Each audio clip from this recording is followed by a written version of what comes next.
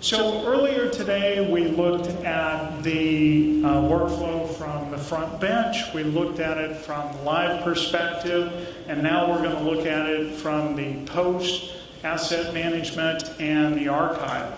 And we've got a great panel up here today. I'm very excited. I know traditional sports, sorry I had to get that in just because, and so I'm here just like you to learn about esports. It's new, it's growing, even though it's been around 20 years or more. And I remember the Pong game too from the earlier story. So just to quickly move forward, I wanted to get right into this. I think you can see everybody up there. We've got a great panel with Ray Panahon from Riot, Scott Adametz from Riot, Michael Green from Machinima, and we have Jordan Woods from Western Digital, and we have Thomas Burns from Dell. So I want to start it out, and I'm going to look at Ray and Scott first, and you can tag team this one or you can do it individually, whatever you'd like to do. Talk about what your current workflow is today in the post asset management and archive environment, and where you think that that's going to head. But let's start with current now, and then we can go there. Sure, I'll go ahead and kick it off. So I come from traditional sports as well, so add that to the tally for the drinking games after this. I can speak to where we are today and where our vision is, and then Ray will hopefully back me up. We are a truly global sport. It blows my mind when I see the partnership and cooperation among our regions. For those of you who don't know, Riot Games has 14 regions spread around the world and 23 offices. So we can't think of a single region when we make decisions. And it's a change to the way that we've traditionally operated. We have an equation we use. If what we're about to do is going to benefit one region, full stop. If what we're about to do is going to benefit all regions, go as fast as you possibly can. And in the middle, we'll have a discussion. So when it comes to asset management, which is a super sexy topic, we have to think of all regions benefiting from our decisions. So to start, centralized storage. Take all of the things we used to deploy out at the edges at each of the regional studios, bring it to the center. We make heavy use of cloud, one of the largest Amazon Web Services customers on earth, and we're proud of that. And I think going forward, that's our plan, is stop deploying to the edges, start deploying to the center, bring all the content in, and then share it globally. Yeah, just kind of playing off the earlier conversations about Remy, a lot of the things that we're, that's kind of at the core of what we're doing with Remy is what Scott's speaking about, which is being able to grab a lot of that core content and distribute globally. I think this year we produced worlds in 17 different languages, right? And being able to produce a live show, bring that back to Los Angeles from Korea, and then send it out to a number of different countries. Not with only one world feed, but maybe 10 or 12 different sources, right? It's, probably some of the same stuff that you see with Olympics and whatnot, but just being able to do that and give our other production studios around the world to pick and choose how they're going to produce their show has been a core thing for us. And then using a technical infrastructure and workflow that is going to be agnostic. So whether you're using Azure or Tencent Cloud or Alibaba Cloud or AWS or something hybrid in-house, it needs to be able to work in that manner. And we only see more of that happen. Good start for today's workflow. Michael, you're a little bit different because you're not doing live content as Riot is, but you're gathering it from multiple areas and then distributing. So talk about where you are today and where you've kind of come from before that, because that's not how you got the start. Yeah, I was dreaming about being a sports guy, working at E and Style Network doing the red carpet shows, so staring at the women in the dresses and things, wishing I could watch the sports games. But so coming from the broadcast, we're going into Machinima, which is kind of the place where we gather a whole ton of content from different partners from around the world and showcase that on other OTT platforms, as well as the ones that everybody knows, like Twitch and YouTube and things like that. Coming from that from a broadcast world, knowing what a mezzanine file is and what all the things that kind of come with that. Going into an internet-first company where we were using YouTube kind of as our MAM, which blew my mind. And having those meetings and explaining to everybody why split audio is important and why a mezzanine file format needs to be more than 12 megs a second is really, really important. That is kind of where we've been, and now that I believe we got acquired by Warner Brothers last year. We're actually working into their archive system as well, and getting that content to be ready to be pushed out to many other places. So. Go ahead. Sorry. So and a lot of our sources, like I said, are internal. We have a lot of internal content being created by studios. We have stuff that's coming that we're paying for as third-party content. And then the real wild card is, the guy in Iowa that has 5 million views on his YouTube video. We have to grab that as well. Usually explain to them why they should care about the things that we talked about earlier, split audio and codecs and things, and shove all that into our MAM system so we can deliver it out to our many endpoints. We were actually joking outside. We remember the time when you get to tell them what format you wanted things delivered in. And those days are over. You have to take whatever they give you, and you've got to make it work. So Yeah, that's definitely.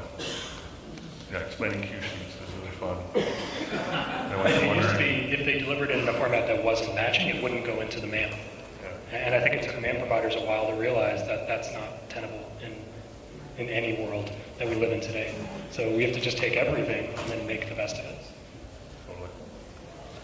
So I know that we want to go down the road of object storage here a little bit because that's, kind of the next iteration of where things are going.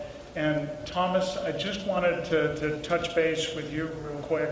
And, Dell is one of the leading providers of that solution.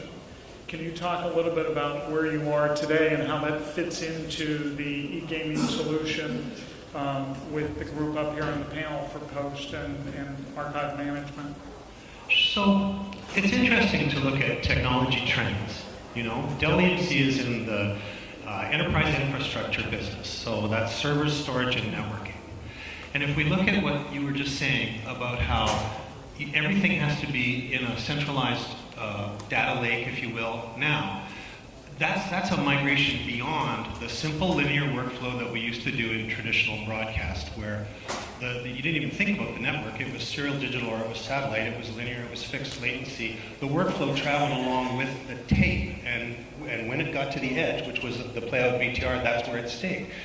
Now we've moved on, and it's super interesting to realize how technology trends, we always interpret the new in terms of the old, right? That's the reason why the engine is in the front of the car, because that's where the horse used to be, right? So we look at the edge, and what we're seeing now is that the content is moving to the center. And luckily for companies like Riot, where you have a very large geo-distributed, you use multi-clouds, right? Yeah. And so now we think of asset management as not having, asset management used to be all about caring where that asset was. Now you don't have to care. The technologies, various cloud vendors do it in different ways.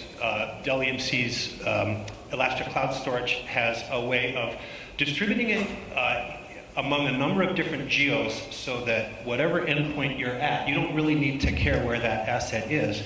You use the second technology trend, which is advances in networking, to just calculate the shortest path to get me that asset, and I don't really even care about that.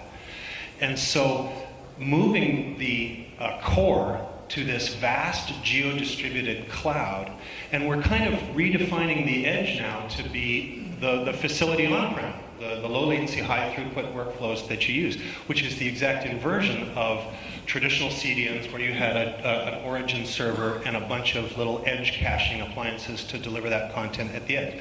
So there's one technology trend that's been completely inverted by the virtue of intelligent ways of geo-distributing individual files across multiple geos in a cloud, whether it be private or hybrid or public. And the second thing, which totally follows on, so I'm going to keep going if you don't mind, is the presence of new networking technologies. Like, I was fascinated when you described the fact that you have your own MPLS network, because MPLS is, again, we interpret the new in terms of the old, right? MPLS is the exact next thing to build once you're used to working on SDI and satellite-delivered fixed links. And MPLS gives you that and so much more, like you were saying, with all of the feedback and all of the different channels going over the same network with good QoS, real MPLS tagged QoS. But now we're getting into a world of software-defined networking, what the telcos call SD-WAN.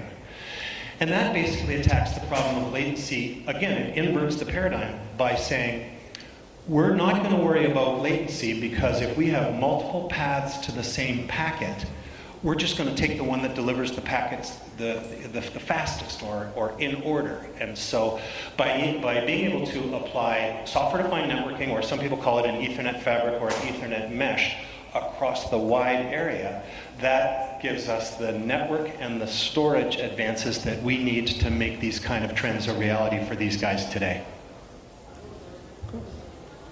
Jordan,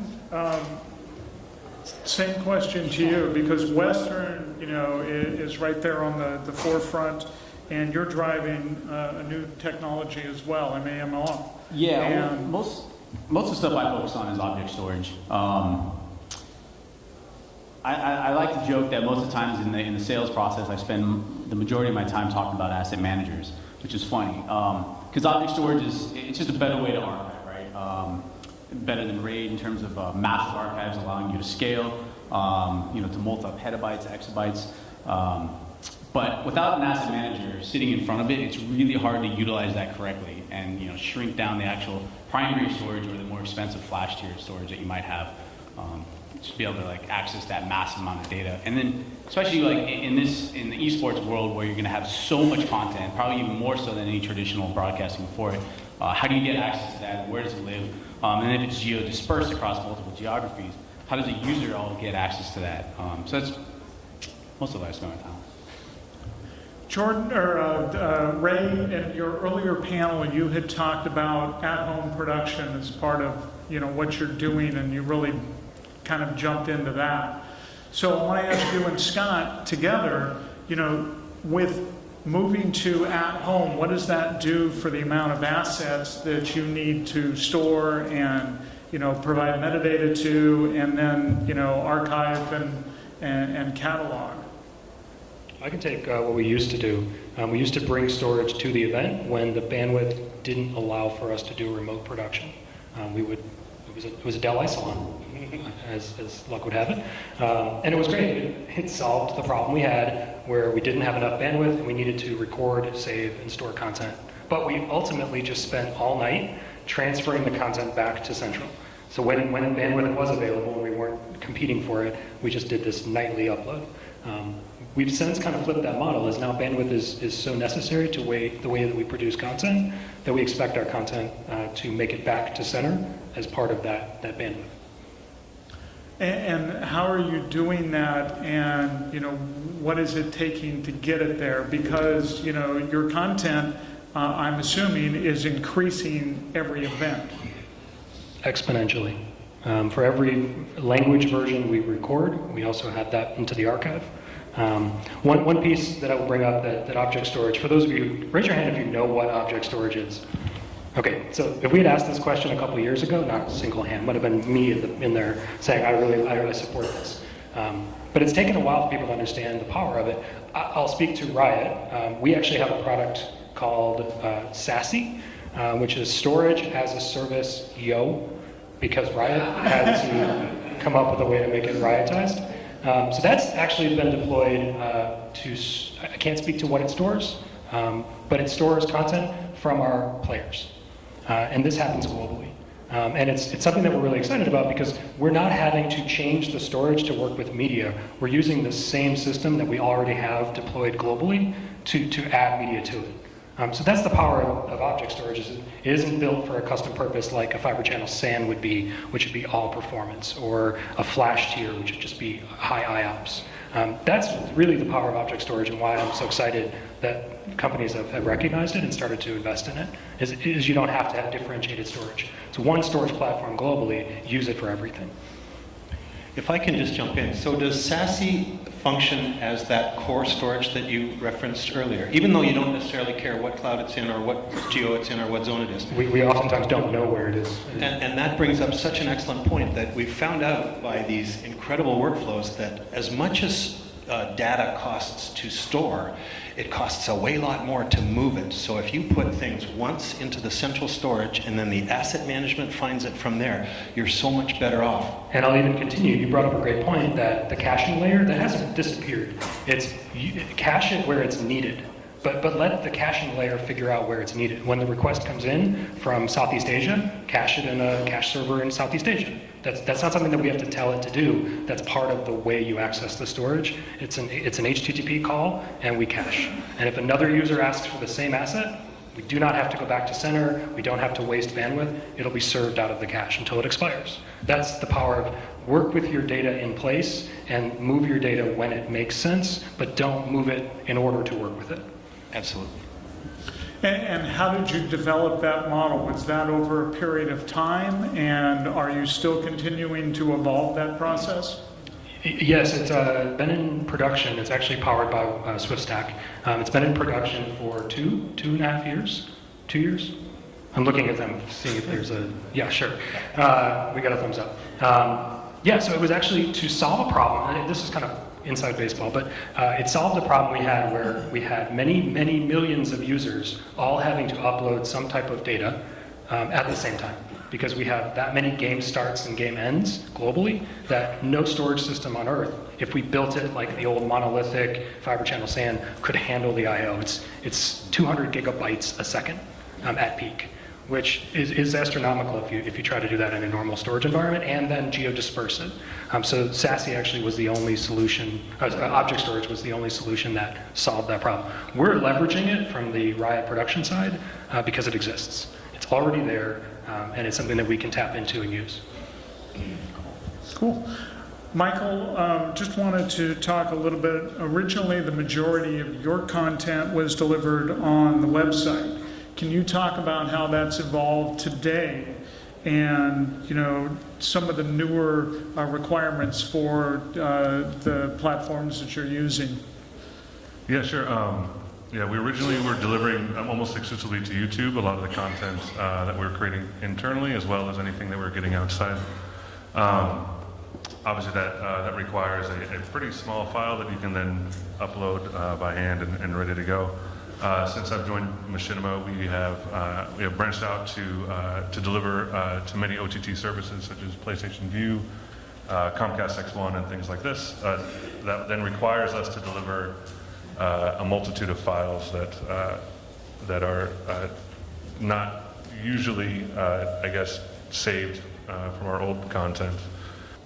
And it's really interesting. We were talking about this outside. Coming from the broadcast world, everything has to be 100% right from the word go, with all the bells and whistles ready to go. Moving into a kind of an internet-based company and a web-first company, it was really interesting to see kind of the progression into a workflow that we're using now, which is or we used previously, which is the kind of what is the minimum viable product, and then from there we then add and iterate and reiterate and make sure that we're building from there.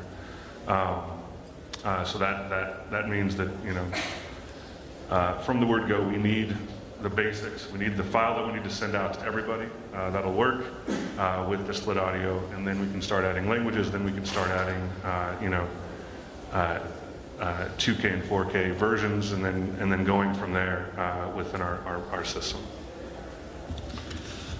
Ray and Scott, at the last LOL that you just came back from in Korea, what was the biggest challenge in terms of post and getting it back, because I know that a lot of it was all sent to LA for that part of the workflow. And can you talk a little bit about what you had on site for asset management and the rest of it that was back here at home base? Yeah, for sure. So all of our asset management was actually back home in LA, right? And we use a lot of the traditional tools in sports and broadcast production. EVS to record, Aja Pros to record, Keep Source, right? But as we're doing live, and a lot of that is now managed from Los Angeles, I think the biggest challenges that we've actually had has really just been predicated on last minute requests from varying partners, distribution partners and content creators, right? So obviously Riot doesn't handle every single language production that we produce. There's a lot of different partners that we work with all over the globe, in Polish and French and Thai, and understanding that each of our publishing regions have some sort of business arrangement with these outsourced, if you will, production companies, being sensitive to sharing specific types of content has got a lot more granular over the years, right? And then, as we had talked earlier about doing this world feed, providing more sources for our partners to pick from so that they can produce their shows has just grown, right? And I think that's just been the biggest challenge by far. Everything internal in terms of like post and whatnot, we have a really refined workflow that works pretty darn well. It's just really the last minute stuff that always gets us. Do you want to get into any of the discussions about, delivery times for the partners and what it takes to turn those for them? And are they different dependent upon the language and the people and the time frame? Yeah, so there's just way too much variance there, right, because of how many different countries and regions that we work with. Thankfully, a lot of the traditional actual partners that we'll work with during a large event like Worlds and MSI, they're kind of new to a lot of these guys are new to esports, so they don't know what bad or good is in some senses. Where we say, hey, it's going to take you like 3 minutes to get this thing. Everyone's fine with it, right? So you're kind of setting the rules for this going forward. Yeah. Well, what kind of really like chaps our hide is when they say, hey, can we get in 1080i? And we're like, guys, it's a game. It's like high speed, yeah. And there's a lot of regions out there that they might be broadcasting through terrestrial satellite traditionally, and their systems only do 1080i 2997, right? And like that's the thing that kind of gets us is like, guys, we want to have like a really great experience, at least 720p, 60 frames or 50 frames wherever we're shooting, and that's been the toughest I think challenge for us is having to work with a lot of these other regions where we don't want to miss the opportunity to share the experience with players in that region, and then having to roll back on the quality of the transmission and get into a format that works for their systems. I will add, I don't want you to think that we have it all figured out. We definitely don't. And part of that comes from having to work the lowest common denominator. So to kind of share, we use Google Drive to get some content to some of our partners. It's not elegant, it's not great, it's MP4, it's definitely not mezzanine quality, but unfortunately that's what we have to work with. So we're all about being flexible. We have ambitions to centralize this and make this super efficient and easy so that we can just upload it and it's available everywhere. But we're not there yet. It's definitely our ambition though. So now to Jordan and Thomas, I wanted to kind of have you talk about where you see the future and what your companies are doing to help Riot, Machinima, and others kind of build on what they've got and go forward and better utilize the assets faster and be able to move to the next level for the post and distribution and asset management. Jordan? So there's two different sides of Western Digital where how we'll attack this. There's the object storage side that I typically play most in. There's also the what they would call the platforms, which is more open, so that you could actually run any type of software-defined storage layer on top of. And I'm seeing a lot of that change predominantly in most of these spaces, so you could have fast access to that tier of storage. Sitting behind an asset manager and other different application layers that can get to each different part of the storage, including the flash, and be able to pull from the object storage side and use So like we'll have what they call 3GO or multi-geo dispersed, kind of the similar example, and you have access to that data in any region that you've had deployed instantly. So it's the same data in the U.S. or in Asia or wherever the other sites were. Yeah. To take another tack, I'd like to talk about what's happening right here today, where esports has been the bellwether pushing all of these technologies forward, and that's 60p. I mean, would you say that it's a kind of a defining, like, do you ever let your content go out at less than 60p? Or 50? Yeah, 50 were, that's how it's shot in the... Right. We would do 120 if we could. Exactly. I think, people say 4K, 4K, 4K, but I think that high frame rates is so much more interesting. Your eye, of course, is more sensitive to motion than it is to spatial resolution. And so just by pushing 60p, which traditional broadcast infrastructure, normal broadcast has never been able to do it, specialized, location-based entertainment and whatnot has been able to do 60 and 120p. And so you guys are coming in here and pushing this whole industry forward just with that one simple thing of 60p that gives a viscerally different user experience. And that, more than anything, has pushed the state-of-the-art forward. I'll add, all the gamer PCs run at 144 hertz, so there's nothing less. And in fact, the new models are 240. So previously, or to start, a lot of, let's call it, traditional sports models have driven part of the workflow that you've got. Do you see esports now kind of doing a reverse and starting to drive higher frame rates and other workflows that you've developed going forward? I feel for us, one of the biggest things, obviously, that drives the way that we want to produce is to just create like great experiences, right? And the 60p thing was like a real salient point because it is still continually a challenge. And I look at some of my engineers here of trying to get more buy-in across the broadcast industry, vendors and manufacturers out there to understand that it's a big challenge for us to always make sure that there are companies that are able to produce hardware so we can do that, right?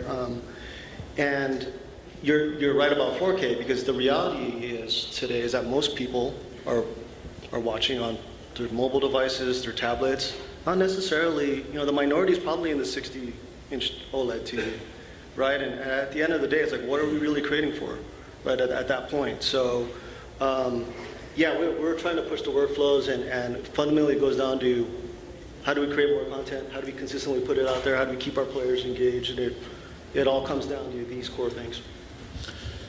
So where do you see things headed for your players and your developers, and how are you better able to keep them engaged and keep them moving forward, and kind of the carrot and stick to keep them continuing to turn new things? Sure. I mean, like, let's not escape us here. I mean, there's a lot of cool things as a technology guy where we see a lot of things on the horizon that make the experience really, really great. I think first, fundamentally, I think one of the reasons why we've kept a really good core base is because of the craft of broadcast production, storytelling, a lot of what everyone in this room has been around professionally. At the core, I don't think if you were to bring that any level down, the product would slowly die out, I think. And the other half of that is, yeah, it's a challenge to continually innovate, right? But what have we done really technologically innovative that has kept players engaged? The only thing has been able to really produce really great events and do really great stories. The stuff that is coming up on the horizon, we're all pretty excited about. I mean, you see a lot of the other esports that's being produced today, and I think that they're doing way more cooler stuff than we are actually. When you're talking about creating these like interactive experiences and offering a bunch of different level of content to our players, I think everyone's driving towards that. I can't speak of any specific thing that would be like a needle mover per se on that front, but I think we're all kind of looking about who's going to do what next. Well, one of the questions that you had talked about earlier was because a lot of the material is created in-game, you don't have to go back and say, oh, I missed a replay or I don't have that angle.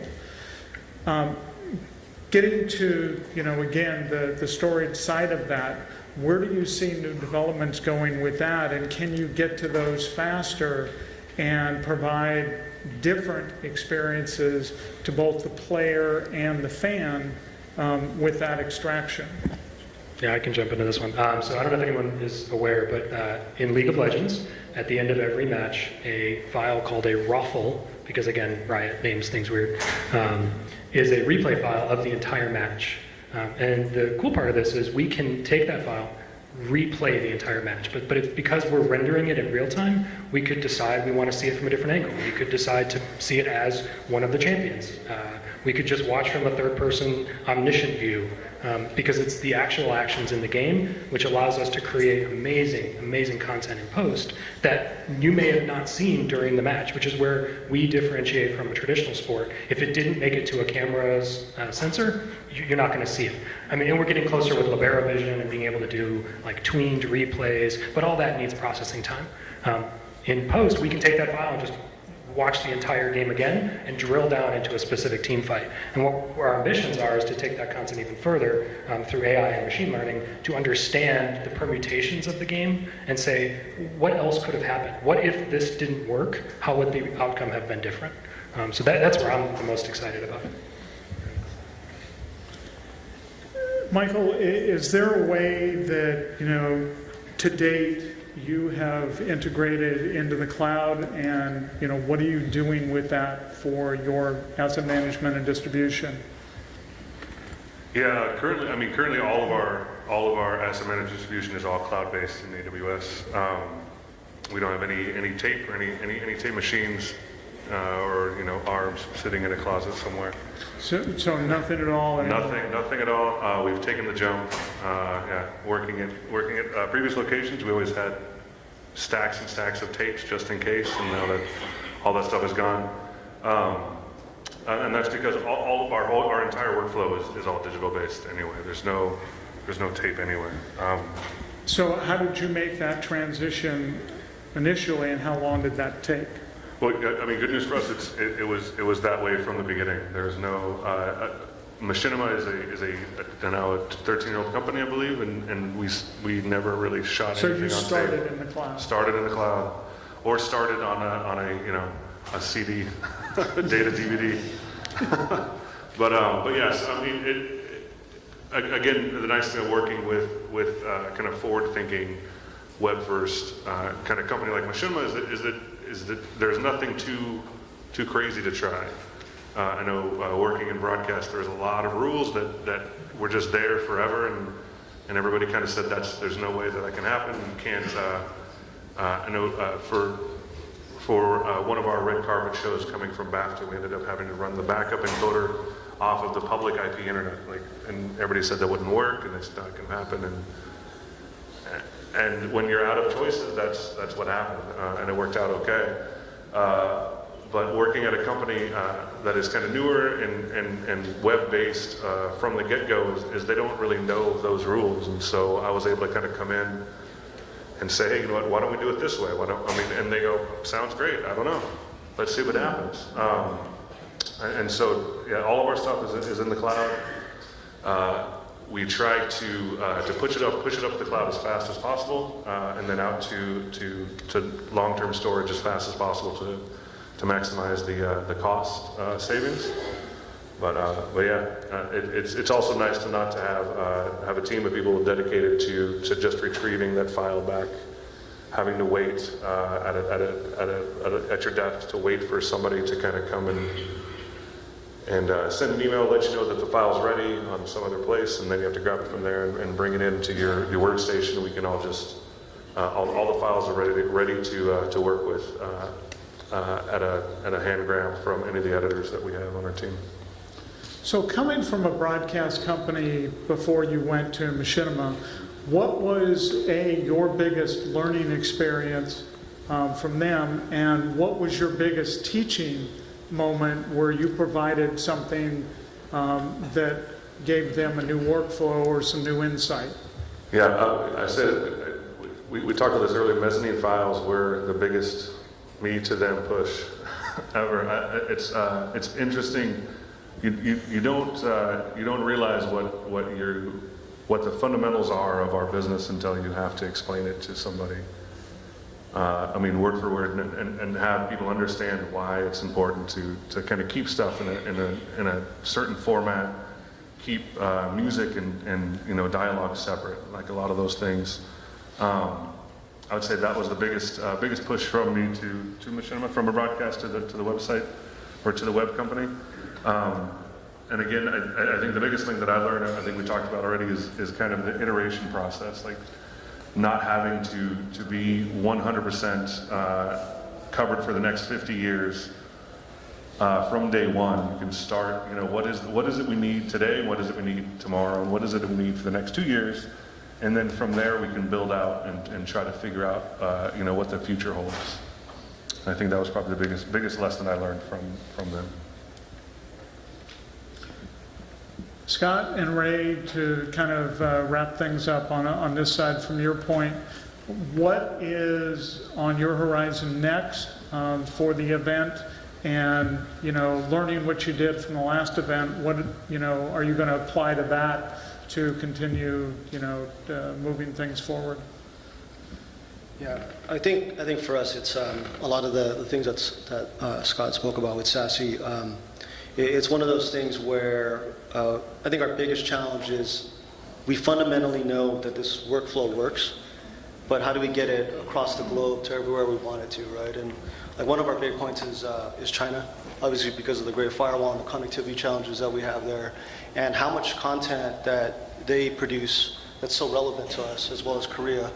Korea will actually shoot 5 hours of live broadcast 5 days a week, and China does it 6 days a week.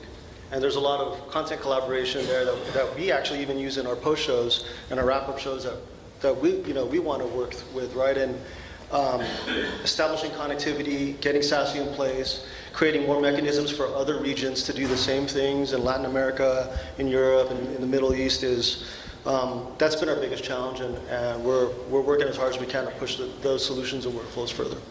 Scott, I don't know if you want to add to that. Jason, if we have any questions, we've got a couple of minutes. If not, we can continue to chat.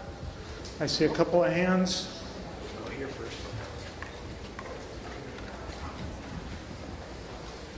You were talking about uploading to the cloud and using the data for editorial at a later date. My question for you is, why not object storage online for a tier 2, tier 3 level storage bin? Is that to me, sorry? That's to you.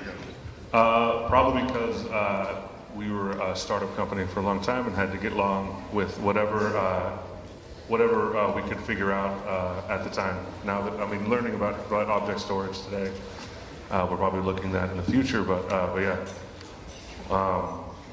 Previous to our acquisition, there was a lot of people trying to figure out exactly what the right thing was, and cloud storage seemed to win out at that point. We were pretty far from needing a kind of weapons grade, huge solution.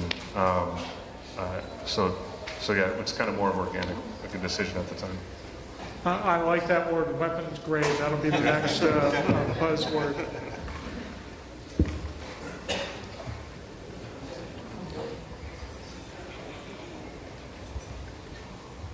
So you guys seem to have taken care of the technology problem pretty well, but have you been able to figure out the human problem in asset management? I know in regular traditional sports, everybody can drink, that you collect lots and lots of material that never sees the light of day, ever. And you have the producer who will never let you get rid of it. What do you do when you're capturing 30 ISOs of some game in Southeast Asia that may never see the light? Have you worked out any of how you convince producers or put rules in place to say this material can be deleted at some point in time? Yeah, I can take that one. So no, we haven't figured it out. I will say I do abide by the garbage in, garbage out policy. If we don't attach metadata to content as it goes in, we'll never find it because it'll be untitled recording 476. I've had success with a funnel approach where everything has to go through the funnel. If it doesn't have enough metadata, it gets deleted. I don't want to store crap. And then the second piece is once it's stored, it doesn't necessarily need to stay in the most expensive tier of storage. Let a media asset management system solve that for you. If it hasn't been accessed in 2 years, move it to Glacier or to your offline archive, your vault, or tape if you really like tape. But do it programmatically, not a human going through and deciding and making decisions. I can't stress that enough.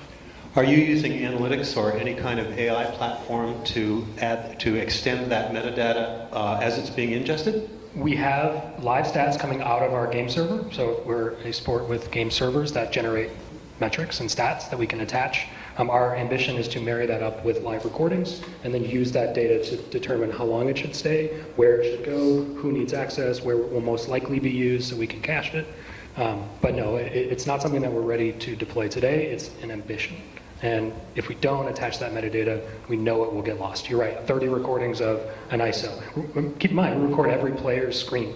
So that's 10 recordings of the full length of every match across every single sport or every single region. It's a monstrous amount of data. Cool. Please join me in thanking the panel and